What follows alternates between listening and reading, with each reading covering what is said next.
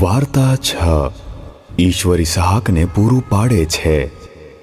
જ્યારે ઇબ્રાહિમ ઘણો ઘરડો થયો અને તેનો પુત્ર ઇસહાક પુખ્ત માણસ બન્યો, ત્યારે ઇબ્રાહિમે તેના ચાકરોમાંના એકને પોતાના દેશમાં જ્યાં તેના સંબંધીઓ રહેતા હતા ત્યાં તેના પુત્ર ઇસહાક માટે પત્ની લાવવા માટે પાછો મોકલ્યો। ઇબ્રાહિમના સંબંધીઓ જ્યાં રહેતા હતા તે દેશમાં ઘણી લાંબી મુસાફરી બાદ ઈશ્વરે તે ચાકરને રિબકા સુધી દોર્યો। તે ઇબ્રાહિમના ભાઈની પુત્રી હતી। રિબકાએ તેના પરિવારને જોડવાનું અને ચાકર સાથે ઇસહાકને ઘરે પાછા જવાનું સ્વીકાર્યું। જેવી તે આવી તેવું તરત જ ઇસહાકે તેની સાથે લગ્ન કર્યું। ઘણા સમય બાદ ઇબ્રાહિમ મૃત્યુ પામ્યો અને ઈશ્વરે દરેક વચન જે તેને કરાર મારફતે આપ્યું હતું તે ઇસહાકને આપવામાં આવ્યું।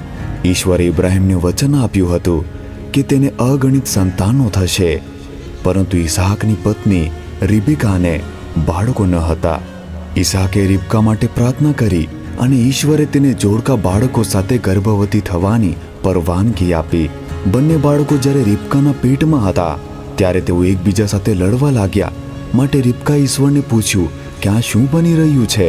ઈશ્વરે રિબકાને કહ્યું, તારા પેટમાં 2 કુળ છે અને તેમાંથી 2 ભિન્ન પ્રજાઓ થશે।